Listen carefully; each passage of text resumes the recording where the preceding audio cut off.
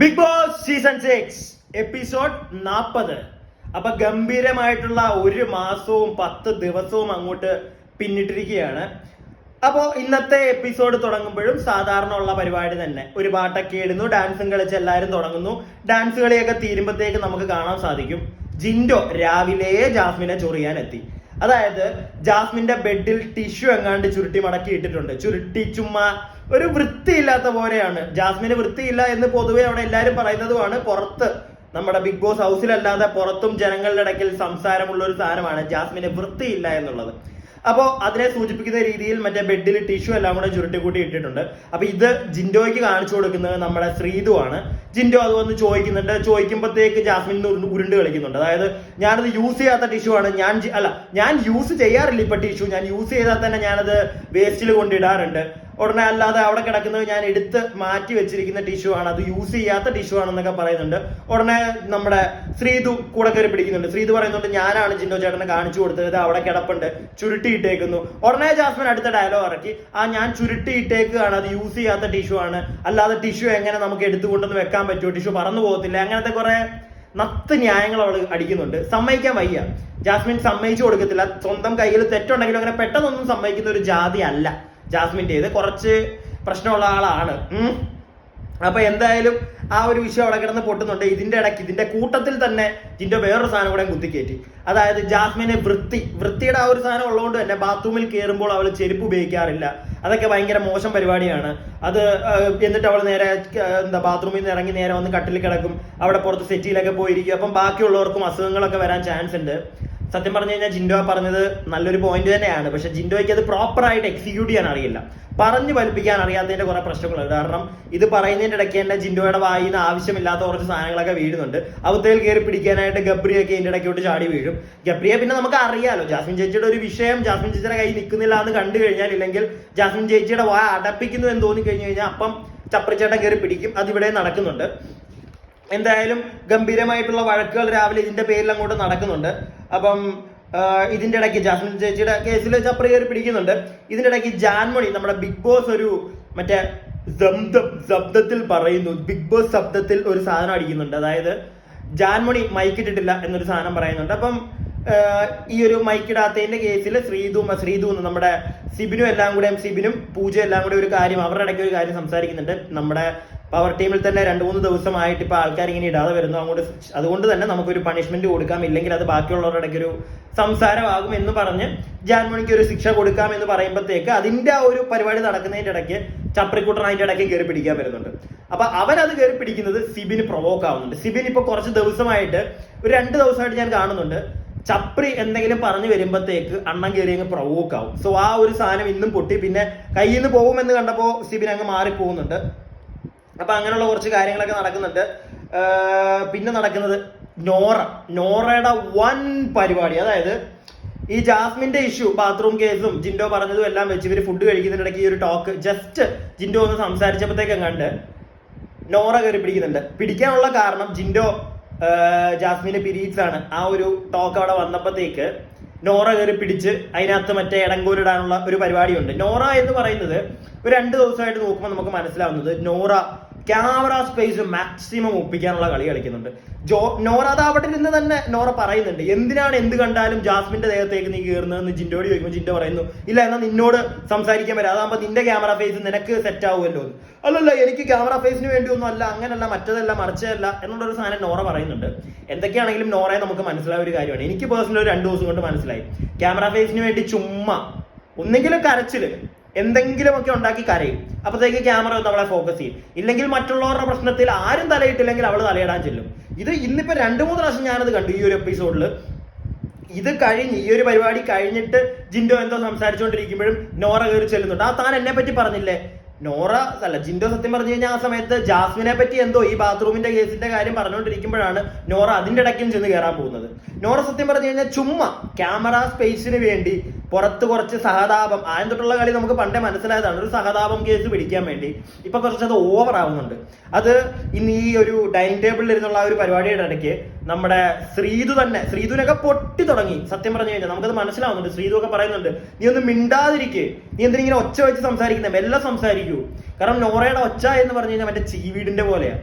ചുമ്മാ കിടന്ന് മറ്റേ എന്ന് പറഞ്ഞ ഒച്ചയാണ്. That's to bore. സത്യം പറഞ്ഞു കഴിഞ്ഞാൽ ഭയങ്കരമായിട്ട് നമുക്ക് ബോറാവുന്നുണ്ട്.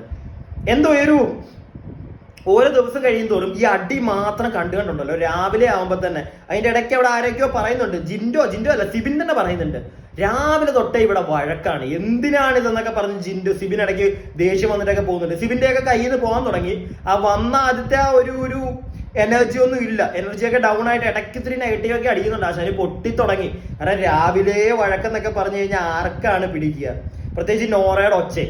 അപ്പൊ ഇതിന്റെ ഇടയ്ക്ക് നോറ അവിടുന്ന് എണീറ്റ് പോകുന്നുണ്ട്, ആരും മൈൻഡ് ചെയ്യുന്നില്ല, കിട്ടുന്നില്ല സ്പേസ് എന്ന് കണ്ടപ്പോഴത്തേക്ക് നേരെ ബാത്റൂമിലോട്ട് പോകുന്നുണ്ട്, ചുമ്മാ വെറുതെടുത്തോണ്ട്. അവിടെ ചെന്നപ്പോഴത്തേക്ക് നേരെ അർജുനെ കണ്ടു. പിന്നെ ഈ ഒരു കേസ് അർജുനോട് ഇരുന്ന് പറയാൻ പോകുന്നുണ്ട്. അർജുനും കുറച്ച് കഴിഞ്ഞപ്പോൾ മടുക്കുന്നുണ്ട്. ഉടനെ ചപ്രിച്ചേട്ടൻ അതിന്റെ ഇടയ്ക്ക് വന്ന് കയറി. പിന്നെ ചപ്രിച്ചേട്ടനെ അറിയാലോ, മറ്റേ എരിവ് കയറ്റാൻ മിടുക്കരാണ്. സോ അതിന്റെ സൈഡിൽ കൂടെ ചേട്ടനെ എരിവ് കയറ്റി കൊടുക്കുന്നുണ്ട്.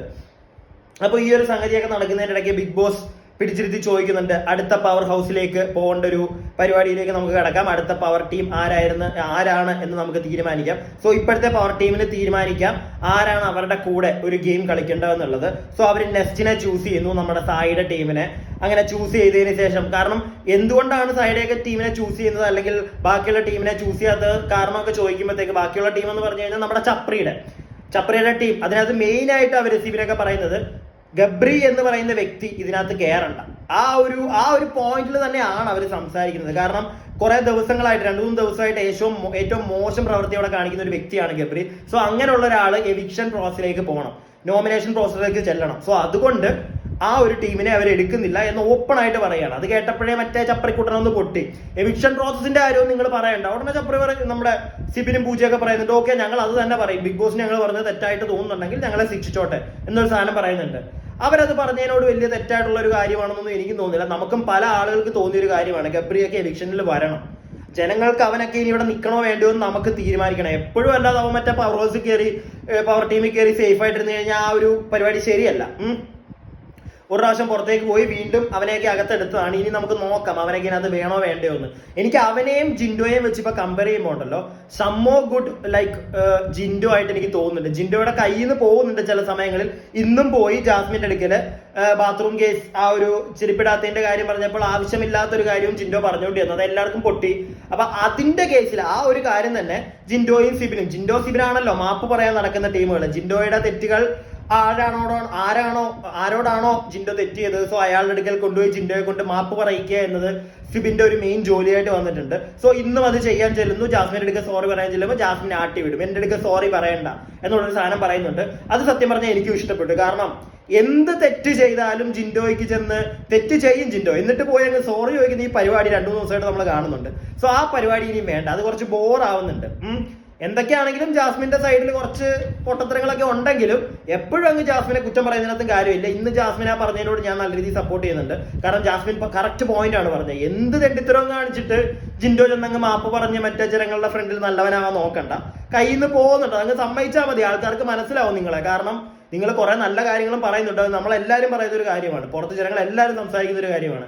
ജിൻഡോ ചില സമയങ്ങളിൽ നല്ല പോയിന്റ് കാണിക്കുന്നുണ്ട്, പക്ഷെ ചില സമയങ്ങളിൽ ജിൻഡോയുടെ ഒരു ഉള്ളിലുള്ള ആ ഒരു മണ്ടൻ എന്നൊക്കെ പറഞ്ഞു കഴിഞ്ഞാൽ പുള്ളിയെ കളിയാക്കുന്ന പോലെ ആയിപ്പോകത്തില്ല. എന്നാലും പുള്ളിയുടെ ചില മണ്ടത്തരങ്ങൾ വെളിയിൽ വരും, അതിപ്പോ പറഞ്ഞിട്ട് കാര്യമില്ല. അപ്പൊ ഇത് കഴിഞ്ഞു. ആ ഒരു പവർ ഹൗസ് നെക്സ്റ്റ് ടീമിനെ സെലക്ട് ചെയ്തു ഗെയിം കളിക്കാനായിട്ട്. അങ്ങനെ ഒരു ചലഞ്ച് കൊടുക്കുന്നുണ്ട്. 3 ഗെയിം ഉണ്ടായിരുന്നു. ആ 3 ഗെയിമിൽ ആദ്യത്തെ ഗെയിമില് നമ്മുടെ സായിയും അതുപോലെ തന്നെ പവർ ടീമിൽ നിന്ന് നമ്മുടെ ഋഷി മത്സരിക്കുന്നു. സോ അതിനകത്ത് ഒരു ബ്രെഡ് കഴിക്കുന്ന മത്സരമായിരുന്നു. അതിനകത്ത് പറയുന്നുണ്ട് സായിക്ക് ബ്രെഡ് ഭയങ്കര ഇഷ്ടമാണ്. സോ ബ്രെഡ് ഇഷ്ടമുള്ള സായി ഗെയിം നല്ല വൃത്തിക്ക് കളിച്ചു. അതുകൊണ്ട് തന്നെ ആ ഒരു ഗെയിമിൽ സായി ജയിച്ചു, സായിയുടെ ടീം ജയിച്ചു. നെക്സ്റ്റ് അടുത്ത ഗെയിമിൽ നോറയും സിബിനും കൂടെ ആയിരുന്നു. ഒരു മറ്റേ തൂക്കിയിട്ടിട്ട് മറ്റേ ഡ്രിങ്ക്സ് കുടിക്കുന്ന, അതായത് മറ്റേ ഈ കോളം മിരിണ്ടയൊക്കെ തൂക്കിയിട്ടിട്ട് അത് കുടിക്കുന്ന ഒരു ചെറിയ ഗെയിം.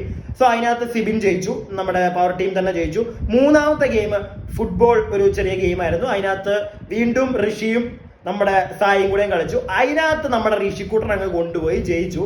അങ്ങനെ അടുത്ത ആഴ്ചയിലേക്കും ഇപ്പോഴത്തെ പവർ ടീം തന്നെയാണ് എന്നുള്ളൊരു കാര്യം ഇപ്പൊ ഏതാണ്ടൊക്കെ ഉറപ്പിച്ചിരിക്കുകയാണ്. പിന്നെ ഇതിന്റെ ഇടയ്ക്ക് ഒരു പരിപാടി ഞാൻ കണ്ട ഒരു കാര്യം ശ്രദ്ധിച്ച്, നമ്മുടെ ജാസ്മിന് പീരീഡ്സ് ആണ്, അതുകൊണ്ട് തന്നെ ഭയങ്കര മൂഡ് സ്വിങ്സ് ഉണ്ടാവും, അധികം പണിയെടുക്കാൻ വയ്യ എന്നൊക്കെ പറഞ്ഞിരിക്കുന്ന ഒരു ഇരിപ്പ് നമുക്ക് കാണാം. എന്നാൽ ഇടയ്ക്ക് അവൾ വന്നിട്ട് ചെറിയ ജോലികളൊക്കെ, അതായത് മറ്റേ പണിഷ്മെന്റിന്റെ ഒരു കേസ് വന്നപ്പോൾ ഇല്ല ഞാൻ ചെയ്തോളാം എന്നൊക്കെ പറയുന്നത് അത് വേറൊന്നും കൊണ്ടല്ല, ഇല്ലെങ്കിൽ അതിന്റെ പേരും പറഞ്ഞ് നാളെ കുത്തുവെന്ന് നമുക്ക് അറിയാം, അതുകൊണ്ട് അവൾ വന്നത് ചെയ്തു. നേരെ മറിച്ച് ഇതൊക്കെ കഴിയുമ്പോഴത്തേക്ക് പല സാഹചര്യത്തിലും നമ്മളൊക്കെ അവളെ കാണാൻ പറ്റുന്നുണ്ട്. അവള് മറ്റേ ആടിത്തുള്ളി നടക്കുന്നതും അതുപോലെ തന്നെ ഈ ഒരു ഇന്നത്തെ എപ്പിസോഡ് തീരാൻ നേരത്ത് സൈഡ് കൂടെ ഒക്കെ ഇരുന്ന് മറ്റേ തുല്ലസിച്ച് ചിരിച്ച് തുള്ളിച്ചാടുന്ന ഒരു ജാസ്മിനെ നമുക്ക് കാണാം. അപ്പൊ എനിക്കൊരു കാര്യം മനസ്സിലായി, ജാസ്മിന് പീരീഡ്സ് ഒന്നും അല്ല പ്രശ്നം, ജോലി എടുക്കാൻ പറഞ്ഞു കഴിഞ്ഞാൽ അവക്ക് വയ്യ. അപ്പൊ അവള് പിരീഡ്സ് മറ്റേത് മറിച്ചത് എന്നൊക്കെ പറഞ്ഞുകൊണ്ട് അവൾ ഇറങ്ങും. നമ്മൾ ഈ ഒരാഴ്ച മൊത്തം നോക്കിയാൽ നമുക്ക് കാണാൻ പറ്റും ജാസ്മിൻ ജോലി ചെയ്യുന്നത് വളരെ കുറവാണ്. ഇവളുടെ വീട്ടിലും ഇവിടെ ഏതാണ്ട് ഈ ഒരു പരിപാടിയൊക്കെ തന്നെ ആയിരിക്കും. ജോലി ചെയ്യാൻ ചേച്ചിക്ക് കഴിയത്തില്ല, ഭയങ്കര മടിയാ. ആ ഒരു കാര്യം എന്തായാലും എടുത്ത് പറയണം കേട്ടോ, അതെനിക്ക് പറയാതിരിക്കാൻ തോന്നിയില്ല. അപ്പൊ ഇതൊക്കെയാണ് ഇന്നത്തെ ഒരു എപ്പിസോഡിൽ നടന്നത്. വഴക്കും വക്കാണും അതും കൂടുതൽ നമുക്ക് കാണാവുന്നത് ജിൻഡോ നോറ ജിൻഡോ നോറയും ഉണ്ട് ഇതിനകത്ത്. നോറ ഇല്ലെങ്കിലും നോറ അതിനകത്ത് ഇടയ്ക്ക് എവിടെയെങ്കിലും തള്ളിക്കയറാൻ നോക്കും, വഴക്കായതുകൊണ്ട് തന്നെ. നോറയ്ക്ക് പറ്റിയൊരു പരിപാടിയാണല്ലോ വഴക്കും കരച്ചിലും, അവളുടെ മെയിൻ ഐറ്റം ആയതുകൊണ്ട്. പിന്നെ നോറ, ജാസ്മിൻ, ചപ്രി ഇവരുടെ ഒരു പിന്നെ സിബിരും കൂടെ ഇടയ്ക്കൊന്ന് കയറും. ഇവരുടെ ഒരു വഴക്കാണ് കൂടുതലും നമുക്കിപ്പോൾ 2-3 ദിവസം എപ്പിസോഡായിട്ട് 2-3 ദിവസത്തെ എപ്പിസോഡിൽ കാണാൻ സാധിക്കുന്നത്. പിന്നെ ഇടയ്ക്ക് എവിടെന്നെങ്കിലും ഒരു ശരണ്യ വരും, ചുമ്മാ ഒരു കാര്യമില്ലാതെ. പിന്നെ സായി ചേട്ടന്റെ ഗെയിം എന്താണെന്ന് എനിക്ക് മനസ്സിലാവുന്നില്ല. സായി ചേട്ടന്റെ ഗെയിം ഇന്ന് പവർ ഹൗസിലേക്കുള്ള ഓപ്പോസിറ്റ് ടീം ഗെയിം കളിക്കുന്ന ടീം സായിയുടെ ടീമാണെന്ന് പറയുമ്പോഴത്തേക്ക് ഋഷിയൊക്കെ അവിടെ നിന്ന് സായിയോട് പറയുന്നുണ്ട് നമ്മളൊന്നും മറക്കരുത് ചേട്ടാ എന്നൊരു ഐറ്റം പറയുന്നുണ്ട്. അപ്പം സായി വലിയ മൈൻഡൊന്നും കൊടുക്കുന്നില്ല. ആ ഒരു പോയിന്റിൽ എനിക്കൊരു കാര്യം മനസ്സിലായി, അതായത് സായി ആരോടും ഒരു പരിധി കൂടുതൽ ഒരു കമ്മിറ്റ്മെന്റ് ഒരു കമ്പനി ഒന്നും വെക്കുന്നില്ല. സായി എനിക്ക് തോന്നുന്നു കുറച്ച് കഴിയുമ്പോഴത്തേക്ക് എല്ലാവരുടെയും ചൊറിയാൻ ചെല്ലും, എല്ലാരെയും പൊട്ടിക്കും. ആ ഒരു ഗെയിമാണോ സായി ഇപ്പോഴേ പ്ലാൻ ചെയ്ത് വെക്കുന്നത് എന്നുള്ളൊരു ചെറിയ ഡൗട്ട് എനിക്കുണ്ട്. നമുക്ക് നോക്കാം, ഒന്നുകിൽ അങ്ങനെ ആയിരിക്കും, ഇല്ലെങ്കിൽ ഏറ്റവും വലിയൊരു മണ്ടനായിട്ട് തന്നെ സായി തിരിച്ചു വരും എന്നാണ് എനിക്ക് തോന്നുന്നത്. ഇല്ലെങ്കിൽ ഞാൻ ഈ പറഞ്ഞൊരു സ്ട്രാറ്റജി ആയിരിക്കും സായി യൂസ് ചെയ്യുന്നത്. ആരോടും വലിയ കമ്മിറ്റ്മെന്റ്സ് ഇപ്പൊ വെച്ച് കഴിഞ്ഞ് കഴിഞ്ഞാൽ പിന്നെ ആ ഒരു ഫ്രണ്ട്ഷിപ്പ് കീപ്പ് ചെയ്യേണ്ടി വരും.